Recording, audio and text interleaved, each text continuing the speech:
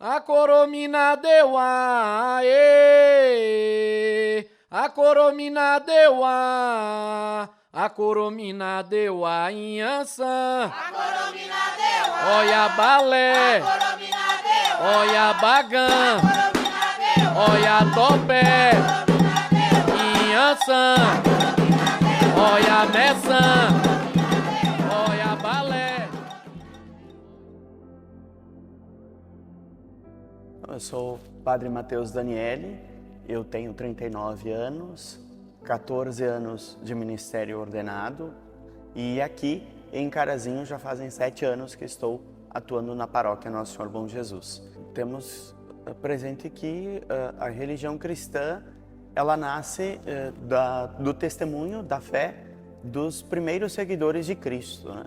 Depois da morte, ressurreição e ascensão de Jesus aos céus, o grupo dos seguidores de Jesus começa então a se organizar como uma assembleia, uma comunidade em torno do testemunho do Cristo ressuscitado.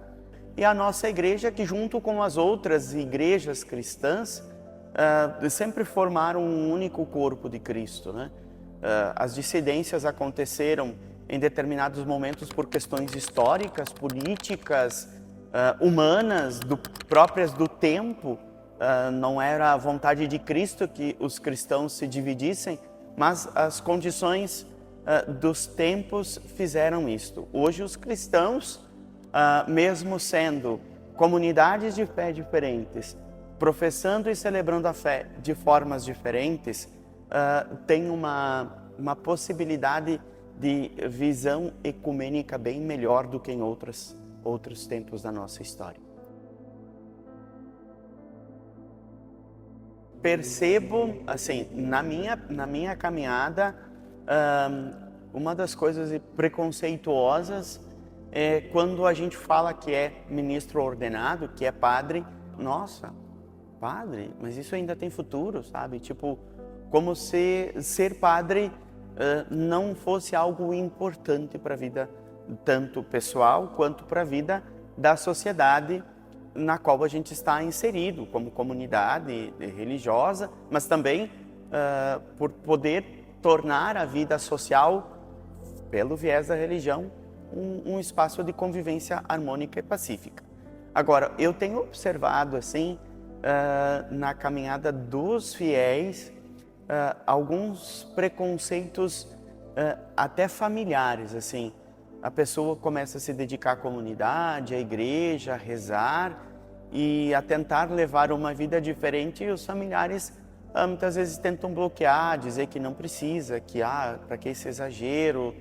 E a pessoa se sente tolhida na sua liberdade de viver a sua fé, de participar da sua comunidade, de celebrar a sua fé, e isso é uma coisa que tem crescido, especialmente pelas pessoas que não têm mais a prática religiosa.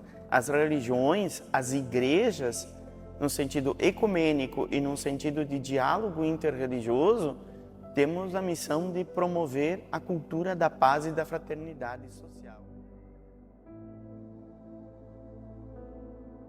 Meu nome é Ana Cláudia, tenho 51 anos, estudo a doutrina espírita há aproximadamente de 15 a 20 anos. Já atuei na Casa Espírita aqui da cidade, no setor de assistência para as famílias carentes. Trabalhei no passe também. E o que me levou à doutrina espírita foi que ela respondeu muitas questões, as quais outras que eu estudei, que eu participei, me deixavam um pouco vaga. Ela é uma doutrina, ela não é uma religião, ela é uma filosofia, né? Livro dos Espíritos e o Evangelho do Espiritismo são os livros assim mais usados, não que os outros não sejam, mas aqui eles nos traz todo o conhecimento que Kardec nos deixou. Um dos pontos positivos da doutrina que me levou a estudar ela e ser espírita, porque ela não tem dogmas, não tem rituais, não tem imagens, é respeitado teu livre-arbítrio, não te proíbe nada e também não incentiva, né, a não ser o teu melhoramento. Então, como o Chico Xavier já dizia, que sem a caridade não há salvação, a gente trabalha muito a caridade. No meu entendimento, eu sempre levo que não necessariamente é caridade financeira, material, mas a caridade do aconchego, do abraço, de você ouvir, de você aconselhar, ou você ouvir e permanecer em silêncio. E às vezes confunde-se essa caridade financeira e esquece o abraço, né? Então, às vezes as pessoas necessitam mais de um abraço, de um atendimento dentro dessa caridade. Meu nome é Cláudio Santos, sou o responsável pela Igreja Nova Aliança com Cristo, localizada aqui na cidade de Carazinho, na rua Rio Branco, número 218. Tenho 51 anos, pouco tempo aí no Evangelho, praticamente uns 30 anos no Evangelho, e todos os dias, ou quase todos os dias, nós temos assim sempre cultos e orações na nossa igreja. Na nossa vida, quando a gente sai de uma determinada religião, a gente, não sei bem colocar a palavra, mas não sei se é abrir mão de uma certa religião e passar para outra, mas a gente deixa uma vida, como nós costumamos dizer, mundana. Mundana por quê? Porque a gente acaba fazendo lá fora, talvez tenha um vício, talvez tenha um ódio, talvez tenha uma vida errada. E a gente passa a seguir o Evangelho e começa a consertar a nossa vida. E sempre tem aquele que diz assim, olha, mas o fulano não fazia isso, agora está na igreja, agora quer dar uma de crente? Olha, mas o fulano não era isso, o fulano não saía com a gente para beber, o fulano não saía com a gente para fazer isso. Então sempre a gente enfrentou aquele preconceito, sempre enfrentou aquela perseguição, porque a gente sai do mundo e passa a viver o Evangelho. Ou seja, já não vou ter mais mágoa, mas o fulano que está lá fora disse assim, não, mas o Cláudio fez algo errado. Mas fez, está no passado. Então eu acho assim que todo mundo tem o direito de se consertar por mais que ele tenha errado. Mas você estava numa vida errada. Passa a fazer o que é certo. E o mundo é assim, o que é certo é errado, o que é errado é certo. Mas a gente já sofreu e a gente tem sofrido, o Evangelho sofre esse preconceito, porque todos dizem ser filho de Deus, mas nem todos querem obedecer a Deus. Então, quando tem aquele que obedece, sempre vem uma pontadazinha, sempre vem uma alfinetadazinha na nossa vida. A Bíblia relata que até os irmãos de Jesus perseguiram ele, os filhos de Maria e José, não acreditavam em Jesus. Levou um tempo para que os seus próprios irmãos de Jesus acreditassem nele. Isso é bíblico. Então, se aconteceu com Jesus, também vai acontecer com a gente e a gente tem que estar preparado. Infelizmente, o mundo é assim. Quando chega uma pessoa, até mesmo na minha igreja, e a pessoa ela faz uma série de perguntas, eu digo para ela o seguinte, não estou tirando você da sua religião, não quero que você saia da sua igreja, eu quero que você primeiro conheça o Evangelho, conheça a mensagem da cruz. E aí, quando você conhecer, você vai tirar suas conclusões, porque às vezes as pessoas, como você citou, às vezes ela tem esse preconceito, essa coisa, outra, e às vezes ela julga até mesmo sem conhecer a procedência. Tem algumas pessoas que às vezes tem aquele preconceito, fala mal tal, por causa de alguns testemunhos de alguns maus pastores. Mas a Bíblia já nos relata sobre isso, que no mundo nós teremos falsos profetas, falsos pastores. Então, de repente, ela conheceu um pastor, ela foi numa igreja e ela viu um mau exemplo, ela viu uma coisa errada.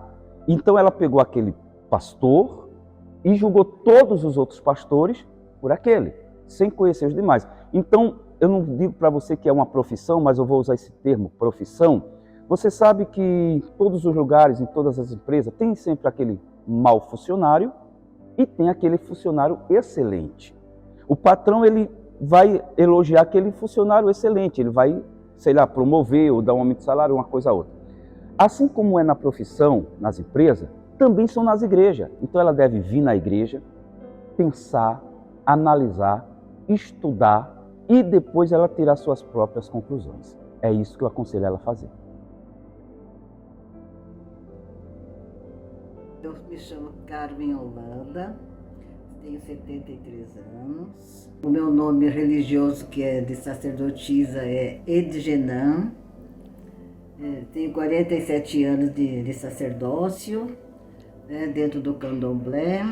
Eu pertenço à etnia Nagô-Ebá, que que significa culto a Xangô, culto a Iemanjá, que chama-se Ogunté, né, Iemonjá.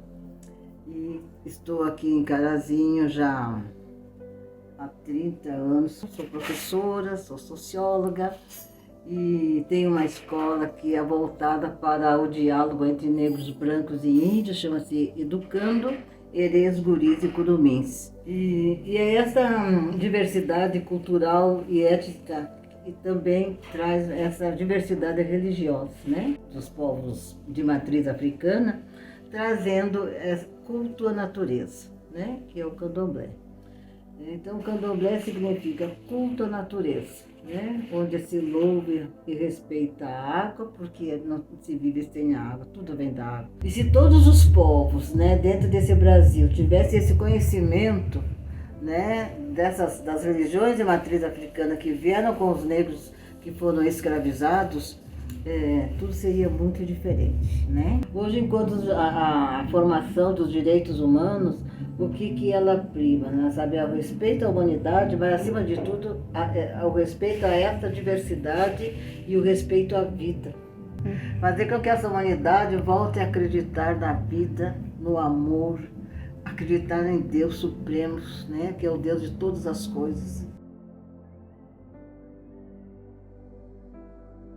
Você sai na rua com os seus colares, né, com o seu turbante, porque o turbante representa a nossa coroa, né, representa a nossa etnia, nos diz quem somos, né? Nós somos apontados, né, muitas vezes apedrejados, muitas vezes somos chamados para poder fazer com que a gente está endemoniado. Então alguém chega e quer nos salvar, né, com a palavra de Deus, sem ter o mínimo respeito, sabe, com as nossas escolhas, né, e com o nosso eu. Sofremos preconceito enquanto sacerdotisa, ou seja, batuqueira, como chamam as pessoas de macumbeira. Macumbeira é um tambor que chama-se macumba, né? Eles não sabem que a gente não sabe tocar macumba, então a gente não é macumbeira, né? Mas somos macumbeira, feiticeira e tudo mais. Então esses são os preconceitos que a gente sente todo dia. A escola, né? A escola antigamente, quando nós começamos a servir a sopa, aqui era a sopa do diabo, né? Aí até que eu criei a escola. Aí na escola também era a escola do diabo. O outro preconceito também de uma igreja aqui do lado, né? Que o pastor veio na minha porta, também me chamando que precisava me salvar, que Jesus estava a me chamar e que eu precisava ir na igreja. Não, o mesmo Deus que o senhor cultua é o mesmo meu Deus, só a maneira de chegar a ele é diferente. O senhor está com a Bíblia na mão, eu tenho o tambor na mão, né? No outro dia apareceu uma cruz de sal no portão, enorme. Podemos deixar para as pessoas a respeito do tema religião? Entendemos que a religião é muito importante para a nossa sociedade e traz benefícios para as pessoas. Não podemos interferir nas escolhas das pessoas e sobre suas práticas religiosas, até porque a religião é uma questão pessoal.